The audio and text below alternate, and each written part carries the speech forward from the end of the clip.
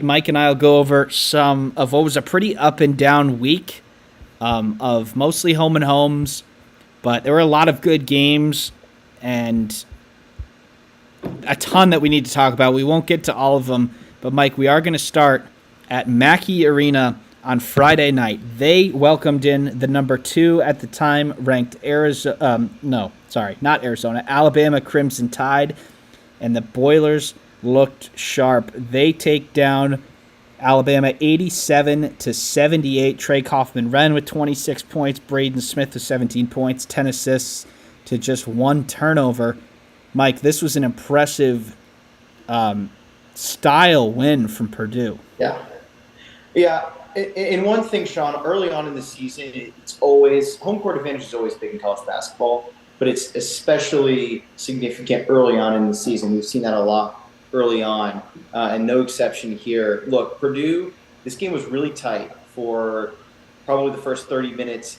Alabama even had a 6-point lead with about 11 minutes to go in this game, but that is when Purdue took charge of this game and controlled it coming down the stretch. Yeah, this game got close for a little bit, but once that 8-minute mark hit, Purdue took a 7-point lead, and they never looked back in this one. They looked really sharp. They shot the ball really well, 9 of 16 from three-point range. They shot 49% from the field in general. A little weird with the free throw shooting. They were just 16 to 25, but overall rebounded really well. And we've heard a lot about the Crimson Tide's front court. Rebounding was essentially tied in this one. Alabama 37 to Purdue's 35 rebounds. So Purdue looked really impressive in this game, and it looked like they were going to make just as a run at the national championship like they did last year. Looked really impressive. And Joe and I did talk about this one a little bit, Mike, but there are a couple more things that I want to add, and we did see what happened in Purdue's next game since then, but I think a lot of people thought Alabama was going to win this game, but like you said, first road game for Alabama all year. It showed. Mark Sears had probably the worst game that he's probably going to have this year, 5 of 15 from the field, 1 of 6 from 3. Yeah. And, Purdue is going to be a good team, and this, I think, maybe raised their ceiling just a little bit. They aren't going to be probably a top 2 team like they were last year, but this performance shows that they could maybe keep it in the top 10 to top 15 range, because in front of their fans, with playing more Trey Kaufman-Renn at the 5, getting some contributions from Cam Heide and CJ Cox off the bench, there's at least a winning formula here for Purdue, and they should finish near the top of the Big Ten. Yeah, and you look at Purdue, they've still got a lot of experience on this roster. Kaufman-Renn started 39 games last year, so they've got a lot of strong players coming back. Berg coming back for his sophomore year. So Purdue, they've got people that can play minutes, that have already played minutes on championship basketball teams. I want to pivot more to Alabama here. I do think that, look, this game doesn't really change how we feel about Alabama. I still think that they're a championship team, and this is an early loss to a really good team in one of the toughest environments in college basketball. Mackey Arena is a tough place to play. Conservatively, I think it's a top 5 place to play. Like, that's the worst it could be. Yeah, probably better. And so no shame, I think, in losing this game. They competed. It wasn't super pretty coming down the stretch. And like you said, your best player, probably Mark Sears, was 5 of 15 from the field, 1 of 6 from 3. Alabama only shot 31% from three-point range. So, look, this was definitely not their best performance. We're going to learn a little bit from them pretty shortly when they take on Illinois. I think that's technically a neutral site game, but it's in Birmingham, Alabama. So, one of those weird ones. So, they're going to be back in front of a home favorite crowd pretty shortly. I think there's obviously unless you're watching this live with us, you probably know what happens in the Illinois game, so you can see whether, they looked bad again and they lost, and maybe there's a lot more questions, or they swept aside Illinois and they're who we think they are. I thought this was a really bad performance from Alabama, and the fact that they still competed at Mackey Arena shows that I do think that this team is going to be at the top of the pile in the SEC. I think we can talk a little bit about how they basically start 3 centers. Jaron Stevenson, 6'11", Grant Nelson, 6'11", and Omori is also listed at 6'11". If that is ever to work, Mike, you would think it would work against a Big Ten team, but Purdue actually went small and really caused Alabama's defense to look lost at times. I think that's what I'm taking away from this one. Are they going to continue to roll out these three essentially centers at the same time? I mean, that provides a recipe for how to beat these teams. And that's what I was talking about earlier, how it was so surprising that the rebounding numbers in this game were fairly even. Yeah. With three guys over 6'10" playing on your team, that should not happen. So I think this did provide a tool for how teams can beat Alabama going forward. But it also allows Alabama to reassess and see, hey, is this how we're going to play ball coming down the stretch? Because Purdue certainly does not have the size once Zach Edey graduated. They still have some experience, though, and that's really what put them through in this one. All right, Mike. Well, Purdue played another game since then, and while this one was great they pick up a huge win against Alabama, they headed up north to Wisconsin to play Marquette at the Fiserv Forum yesterday, and they were dismantled. Marquette wins 76-58. Cam Jones on Marquette gets a triple-double. And while Marquette did hang for a lot of this one, unfortunately, they didn't make the shots they did against Alabama. Marquette does make a couple shots, and this ends up being a lot uglier than it actually was. But how about this performance from Marquette? Yeah, I mean, I think this is going to follow a lot of the same things that I just talked about, where when you're the home team, it's a big favorite. Marquette's one of those other. Marquette's probably a top 10 or top 15 tough place to play in college basketball. And so you come in there, and a lot of these guys that played really well. Kaufman Wren just had 16 in this game. He actually was 7 of 10 from the field, so fairly efficient. But a lot of other guys were not. Smith and Lawyer only had 11 and 13. And Purdue, this is going to be an issue for them this year. They can't get production off the bench. Just 16 points coming off the bench for a very inefficient team that only shot 6 of 18 from three-point range. So there's a lot to take away from Purdue having inconsistent performances, but that's what is expected this early in the year. Pivoting to Marquette, though, I think if you are Purdue, Mike, real quick, you take one of these two if you're Purdue, right? Yeah. Yeah. Absolutely. Especially when you look at Marquette, is not a bad team. They're going to be a really good team this year. Stevie Mitchell, he had 21 points in this game. He's going to be a huge impact for Marquette this year. He's a senior. He's got a lot of experience coming back for Marquette. He led the team in this one. Cam Jones as well looks really good. He had 17 in this game. That's another senior. So a lot of experienced talent on this Marquette team. Who knows, Shaka, he's got that one Final Four team, but other than that, has really not performed well in March ever. Didn't at the University of Texas.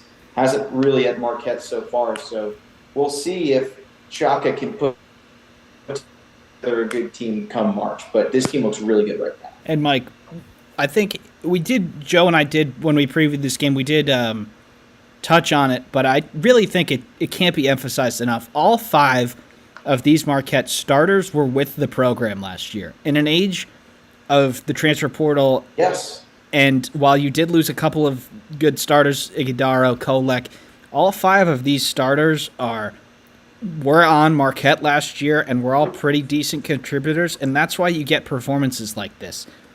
Joplin was the only starter not in double figures, and he had 9 points and 5 rebounds. So I think this Marquette team is really good, like you say, and they're probably closer to their peak already, being how much they've returned, than some of these other teams. And I thought Purdue hung tough for a little bit, but when the wheels fell off, they really did, and this ended up being an 18-point loss. That's going to be a great win for the numbers for Marquette. And while the Big East has really stunk so far, Mike, it seems like it's been a weekly segment for us to trash on the Big East. This game was not an example of that. Yeah. And Marquette, not only did they win this one, Mike, but we'll pivot to their other important win if unless you have anything to add here. Yeah, I mean, one thing we're going to continue to talk about this with Marquette. Look, they're all returning players, and they've all got experience. Couple seniors, couple juniors. These guys have been with the program. While they haven't all started, they've been vital to the success of this program. And we saw that in their win earlier last week, which I think we're going to transition to when they beat Maryland. And that was a game on the road at the Xfinity Center. Wasn't pretty, but at the end of the day, they took charge coming down the stretch in the last 6 minutes or so and took this game. A game that was kind of looked like for a while that Maryland was going to run away with this. Yeah, this was one that was kind of could have gone under the, unnoticed by some people just because how many great games were on Friday. But this one really was a toss-up. But in terms of experience, you'd have to like Marquette's chances in coin flip games at this point. That's what they were. Cam Jones was awesome. He had a triple-double against Purdue. He had 28 against Maryland. And you get significant contributions from a number of players. I would venture to say, Sean, that this is going to be a two-team race, really. It's going to be between UConn in the Big East and Marquette. Yeah. Who knows? St. John's, good team. They've got some good players. Kidari Richmond really hasn't played that good for St. John's yet. So if he can get into a rhythm, they might be a lot better. But I would venture to say this could be a two-team race. And in terms of Maryland, Mike, I mean, Marquette's been incredibly impressive. But in terms of Maryland, I think we could be a little bit impressed with them, too. They played pretty solid in this one. They gave themselves a chance to win. Derek Queen, their 5-star freshman, looks ready, 24-7. While you did lose this game for Maryland, you almost had a great opportunity to pick off a big win. But Maryland might be a little bit better than we've seen over the first 2 years of Kevin Willard. Yeah. I mean, this is kind of what Kevin Willard needed. Look, this Maryland program has struggled for years at this point. So they need something, right? The last several years under Turgeon were bad, and the first couple of years of Kevin Willard have not been pretty. So we'll see what they can get together. But this was an encouraging game. We'll just see if they can carry some of the momentum forward. And they did fight back. With about 3 minutes in this game, it looked like it was over. They made it close at the end. They really did. So who knows? They did have a little fight in them. I think overall it's a pretty good performance. You can't feel terrible about it if you're a Terrapin. All right, we'll go to another Big 12, Big 10 game, Mike. And we have, Joe and I did talk about it before, but we need to talk about it because something really interesting happened here. Wisconsin puts up 103 points on Caleb Love in Arizona. If you've watched Wisconsin at all in the past 5 years, you probably wouldn't have thought this was possible. And while it was possible that there was certainly a chance that they were to win this game, but they put up 100 points. John Tonji with 41, and the magic of the Kohl Center strikes again. How about this performance from the Badgers? Yeah, I think it's got to be troubling when you give up 103 points in any game. But to a Wisconsin team, maybe there are better scorers this year. Who knows? John Tonj had 41 points in this game, though. He's the AJ Storr replacement. He's the Storr replacement. Yeah. And this guy, he pretty much took last year off, was injured when he played for Missouri. Last time we really saw him play much was the 2022-2023 season against Colorado State when he had a really good year, but he wasn't putting up these kinds of numbers. My goodness, Sean, what a game. 41 points for the young man. And he's been in double digits every single game this year. So this might be your dark horse for Big Ten Player of the Year. But back to Arizona, you got to find a way to stop this Wisconsin team from scoring 103 points. That does not bode well for the strength of Arizona. We'll see. They're going to have a full week to bounce back. They got a big game at home this weekend. So we'll see more from this Arizona team. But for Wisconsin, this is also impressive. They've had a few down years in a row as well. So who knows? Maybe this is the start of something better for them. But this was a very impressive game. This was one where Wisconsin made a ton of shots early, and Arizona went into track meet style to try and get a bunch of possessions to get back in this game. You felt like they would eventually get there, and they just never did. I mean, Wisconsin held them at arm's length for a majority of this game. I think maybe 6 was as close as it got, but Wisconsin got to 2. Got to 2. Got to okay. 2 at the 12-minute timeout. Okay. So certainly I didn't have a 40-minute wire-to-wire performance victory from Wisconsin here. I saw them winning. I could see them winning, But this was certainly a message sent to not only the rest of the league, but the country that that while last year was okay on paper, you get bounced in the first round of the tournament, you lose your star player to the transfer portal, you might just be able to find some of those holes in the cracks with John Tanji. And Mike, before we go to Arizona's next game, Wisconsin's next game already happened, and it was nearly a devastating loss. They played the Valley Vipers from UT Rio Grande Valley, and they needed some free throws in the final minutes to win by one possession. I guess you can say well done for winning, but wow, nearly the letdown of all letdowns here. Yeah, this is a school where they had to change their name because no one could recognize the school. It used to be called UT Pan American. Vaqueros, sorry, not Valley Vipers. Vaqueros. Yes, yeah. The real UTRGV. They've got enough, quarter of an alphabet in their name. But, this was really not good. And this game was, I think, at one point, UTRGV had a 7-point lead in the second half. And it wasn't like this one kind of just pulled away. No, they kind of got bailed out in this one. They made a 3-point jumper with UTRGV did with a minute to go to make this 1-point game. So this is really concerning for Wisconsin. But, hey, I think you see a lot of these games early on. Almost every team has one of these, and you just got to find a way to win it. Wisconsin found a way to win it. Hopefully you can just chalk this up as a big letdown in the. Nope. Hope we didn't lose Mike. But Wisconsin, up next for them is the Greenbrier tip-off. We did preview that one. A video will be coming out soon. And then hopefully we can get Mike back here soon. Oh, you back, Mike?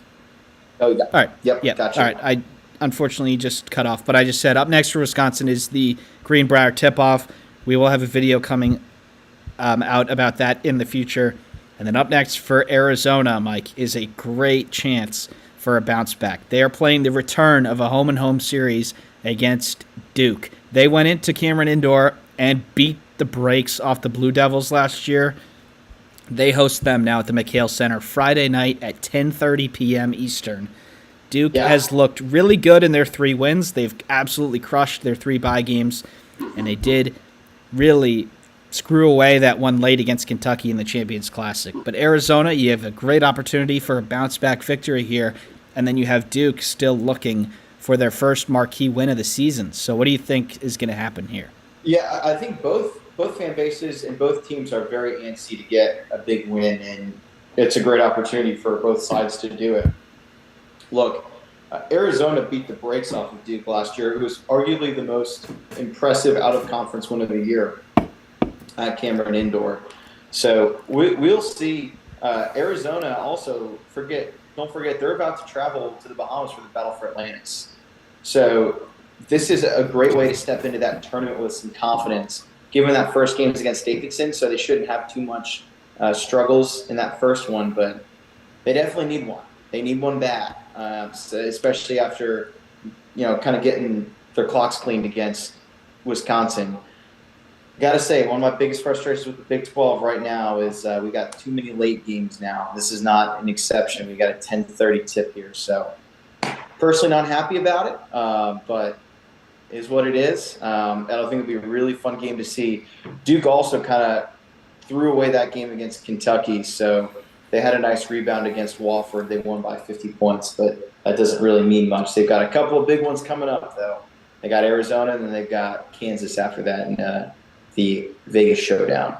Yeah, so Duke is heading out west for a couple games, and then Arizona's heading over to Atlantis after this. Gonzaga's in that tournament. Indiana's in that tournament. So more potential good victories in there, but these two have got to link up on Friday night, Mike. So this will be the only game that we really preview here because the rest of the big games will be in MTEs. But who do you have winning this one? I'm going to go with the road team in this one, and I'm going to go with Duke.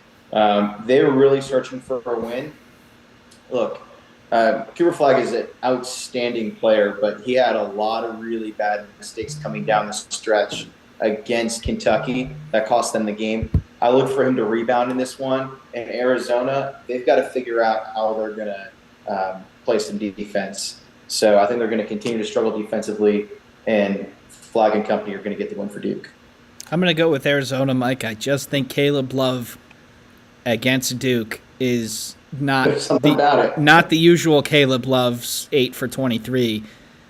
He waits until Duke comes and he performs his best.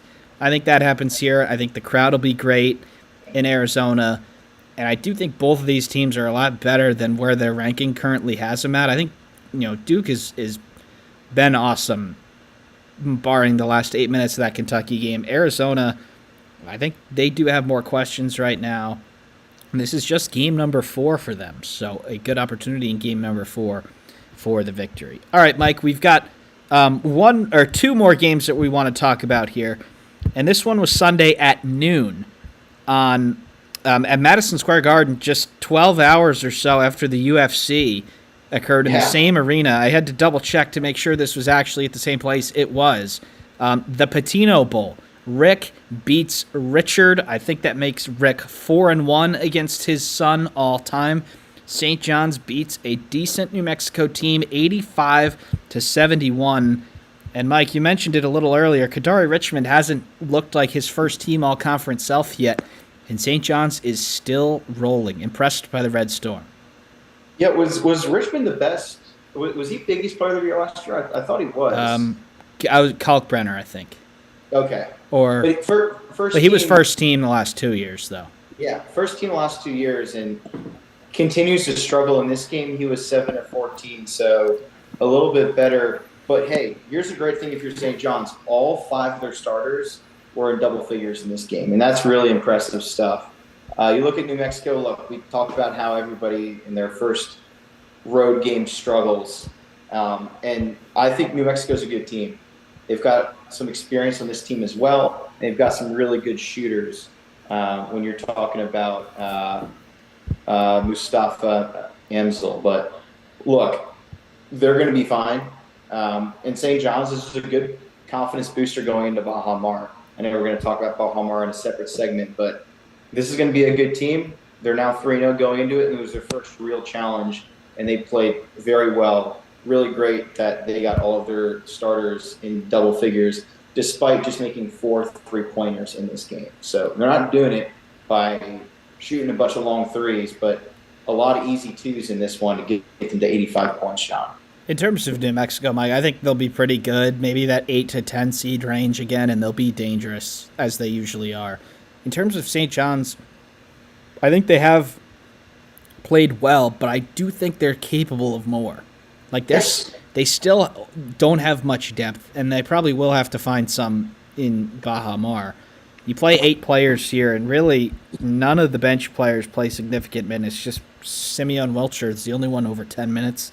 So a lot of minutes there from the starters. But, Mike, all 5 of these starters have their role, and you have to think in terms of starting 5s only. This is one of the better starting 5s in the country.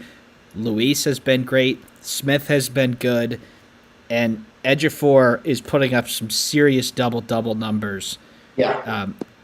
I think I'm impressed with St. John's so far that I think this is probably only 80 to 85% of what they're capable of. I think there is a next gear to break into that top portion of the Big East. Absolutely. I think they definitely have that case. The one thing, though, that makes me skeptical about them come March, Sean, is you see a lot of good teams get to March, but they don't have depth. And all it takes is 1 or 2 guys get into foul trouble, and the season's over. I think it's the same thing with St. John's. You see time and time again. The only team that I've seen in the last several years that did well with no depth was Carolina in the 2022 Final Four, and they made that big run. Other than that, it does not happen. So I'm a little skeptical of St. John's for that reason. Yeah, they are ranked all the way up in 17th in KenPom. If you take a look at KenPom, there's a couple teams there that'll catch your eye, like Texas Tech being 9th. They're not even in the top 25. You have Pittsburgh in 16th. We talked about them on a separate video. And at St. John's in 17th, they did get into the top 25, but numbers were potentially the reason why they were left at home last year, and it is much easier to hold on to a good ranking than it is to go up the rankings as more games get put into the data. So that is something to look out for early on too for St. John's. All right, Mike, we got one more game that we want to recap here, and it was one that was on Monday night. It occurred out in California. The number 3 ranked Gonzaga Bulldogs go on the road to the Viejas Arena to play San Diego State, and Gonzaga cruises to a rather easy victory, 80-67. Graham Ike puts in 23. Nemhard puts in 19. The Zags shoot just 5 of 20 from the field and still cruise to a double-digit victory on the road. You have to say Gonzaga's looked like one of the best teams in the country so far. I mean, they beat Baylor by 40, so they're my number 1 team in the country. But Gonzaga looks fantastic, and this wasn't, I think Mark Few would probably say this was like a B-plus game for them.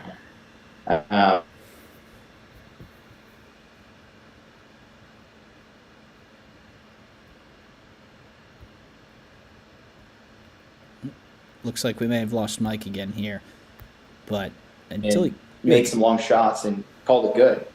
They scored 80 points, 24 made field goals in this game. So really impressive stuff for Gonzaga. And look, San Diego State, they're another team. They're a good basketball team. It's another team that has a few players that can play a lot of minutes on their bench, and I think that we still haven't seen the best out of them this year. I think once again we're going to see a fantastic Mountain West Conference, probably the last one we'll ever see. But Gonzaga just looks really impressive, and they're doing it again on the road when they're not even playing the best basketball. It's really impressive. Yeah, obviously when they make shots, you can see what happened. Baylor, prime example. But the fact that they're still able to do this when they don't make shots, that's why they're dangerous. Any team is going to play well when they make shots. It's kind of the point of the game is to score. But when you don't, if you had told me that they made 24 field goals and they were 5 of 20 from 3 here, I think we would have thought that San Diego State would have won this basketball game, Mike. And they really never were. It never seemed like they were going to. I do agree. I think they're a solid team, San Diego State. I think they'll probably make the tournament. Nick Boyd, the FAU transfer, is really good. And they did lose a couple of players themselves in the portal, but Mike, with Gonzaga also going to Atlantis, with the likes of Indiana and Arizona, you have to think at this point that they're the favorites down there. And we'll talk about that tournament on a separate video, but hard to be more impressed with a team than Gonzaga so far. But, yeah, I mean, I agree, Sean, and they've probably played the toughest schedule up to this point.